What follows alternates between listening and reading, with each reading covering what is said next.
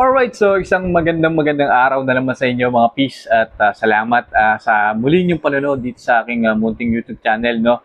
So, for today's video ay may i-share ako sa inyong gear. Siyempre, riding gear mga peace. So, matagal ko tong hinanap at last, nandito na siya sa atin. So, kung ano to, stay tuned lang kayo mga peace.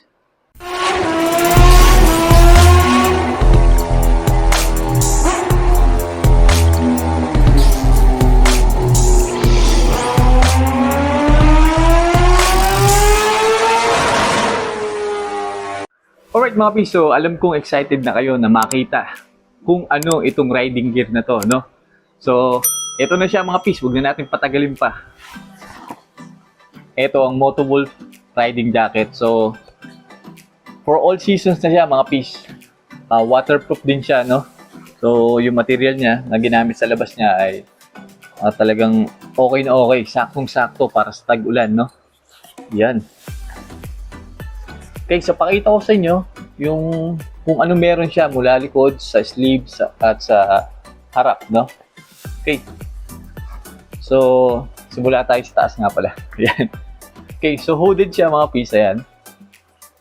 Tapos, adjustable din siya dito. Yan. Pwede nyo sigipan.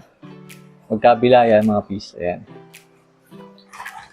Tapos, detachable din yung kanyang hood. Kung ayaw nyo na may hood, hindi nyo trip na naka-hood kayo, pwede nyo tanggalin. Yan, may zipper siya dito. Yan. Unzip nyo lang yan. Tapos, dito sa bandang harap, mga piece, naka-velcro lang to. Yan. Yung part na to. Dito siya naka-velcro.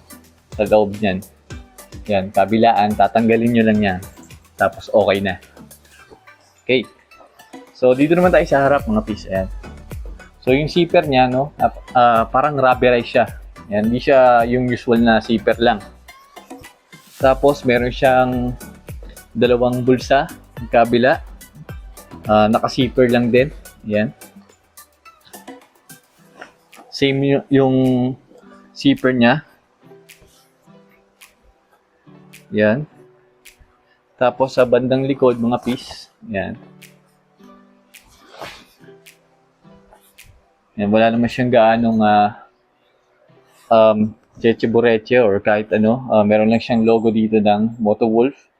Tapos meron siyang parang button dito nilalagay or binobutones. Yan. Yung kanyang hood. Yan. Pwede nyong kabit yan dito mga piece. Yan. Yan.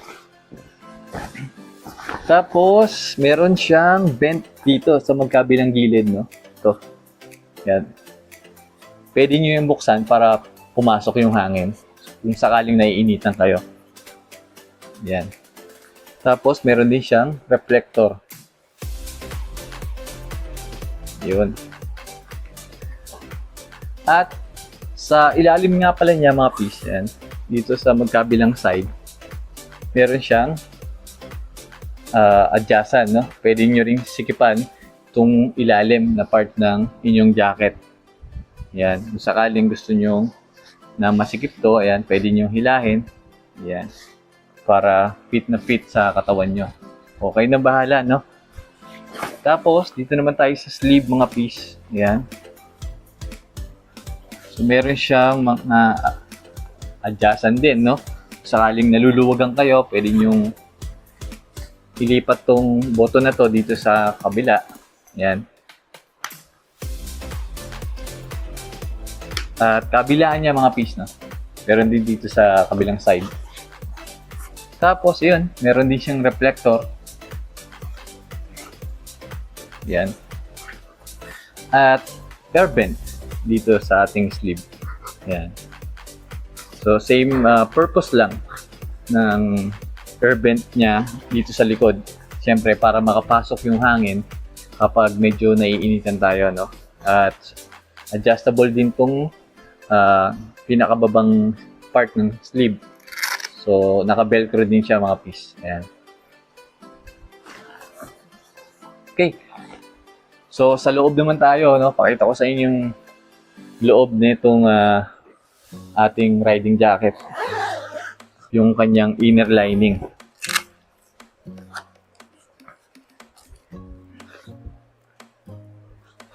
Okay, so ito yung lining niya mga piece, no? Manipis lang.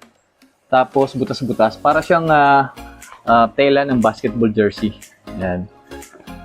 Tapos padded na rin to mga piece. Meron siyang pad sa likod, sa shoulder, saka sa kanyang elbow. So wala siya sa harap, no? Likod, shoulder, at elbow lang meron siya. Yan. So, paano naman tanggalin, no? Paano naman natin na ma-access yung kanyang mga pad? So, sa bandang likod, no, itong zipper lang siya, mga piece. Ayan. Dali lang siyang buksan.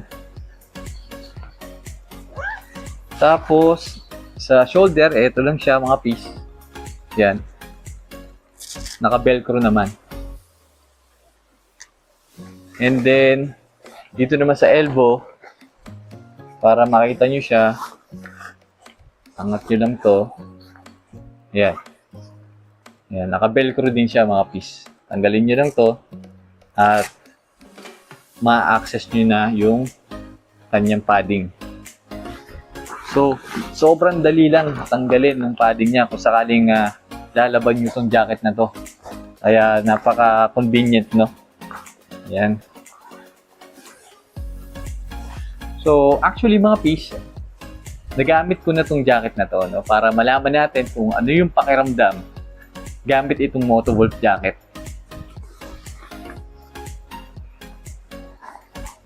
Pero papakita ko sa inyo kung ano yung itsura kapag nakasuot siya sa akin. Alright, so ito ang itsura ng Motowolf jacket kapag suot na. Yan. So, ang size nito mga piece ay double XL, no? Ang height ko ay 5'9", so nasa 82 kilograms. At ganito yung itsura niya. Yan. So, saktong-sakto lang. So, actually, ang hinahanap kong size based sa size chart ng Motowolf ay XL lang, no? Pero, napaka-rare nitong ganitong color variant ng ganitong klaseng jacket ng Motowolf. Ang available lang na size ay XXL at XXL. Yan. So, yung pababang size, yung maliliit na size ay hindi na siya available para sa ganitong kulay. So, itong ating Motowolf jacket ay maraming color variant. So, meron siyang black, meron siyang green, meron siyang orange, at navy blue. Yan. At nabili ko to sa Shopee, sa Lazada, sorry. Nabili ko to sa Lazada, mga piece, ng 2,800 pesos. Yan. So, kung mag-search kayo ngayon sa Lazada or Shopee, marami kayong makikita doon na nasa around 3,800, 3,500, 3,600. So, sakto, may nakita ko na 2,800 lang ang presyo, mga piece, at legit na Motowolf. So, hindi ako sure kung bakit mura siya, no? Pero, kapalad tayo at nakita natin yung kanilang store or yung kanilang shop, no? Ayan. Alright. So, sa pakiramdam, mga piece, medyo may kainitan siya, no? Kasi nga, yung kanyang material na ginamit ay waterproof. Ayan. Pero, ayan. Kaya meron tayong mga vents dito.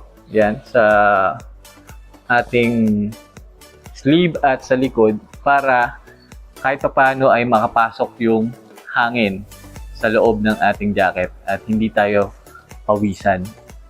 Alright? So, tapos, magaan siya, mga piece. Unlike dun sa iba kong riding jacket, medyo may kabigatan sila. Yung pad niya, ayan, sakto lang, no? At hindi matigas. Kasi doon sa iba kong jacket, yung Kumine, ay mayroong siyang part na matigas, no? Ito, lahat malambot. Ayan. Saka siguro, kaya siya magaan dahil wala rin siyang padding dito sa dibdib. Yan. Para sa akin, mga piece, okay na okay itong riding jacket na to. At saktong-sakto dahil tag-ulan, no? Hindi kayo mababasa dito. Yan. Maganda yung material na ginamit. Okay yung pagkakagawa, lahat ay pulido. So, kung interesado kayo mga piece na bumili ng ganitong klaseng jacket, i-drop ko yung link ng jacket na to sa description ng ating video, no? Para madali nyo siyang makita. Alright. So, sana ay nagustuhan nyo itong video natin at sana ay makatulong to sa mga gustong bumili ng kanilang riding jacket or naghahanap ng review na balak bumili ng ganitong Motowolf jacket, no? Yan, yung hindi pa nakapag-decide kasi hindi pa nila nakikita. So, sana makatulong to sa inyo. Alright. So, bago tayo magtapos mga peeps, i-shoutout ko yung lahat ng mga bago nating subscriber. At syempre, kahit yung mga lumang subscriber natin, shoutout sa inyong lahat at maraming salamat sa walang sawa niyong pagsuporta dito sa ating munting YouTube channel. So, maraming salamat. Walang humpay na pasasalamat ang ibibigay ko sa inyo mga peeps. Ayan. So, huwag niyong kakalimutan na i-hit yung like, share, at subscribe button. At syempre, kalimbangin niyo na rin yung notification bell para lagi kayong updated sa mga bagong videos na ilalabas ko. So, as always mga peeps, ride safe, stay safe, and peace out.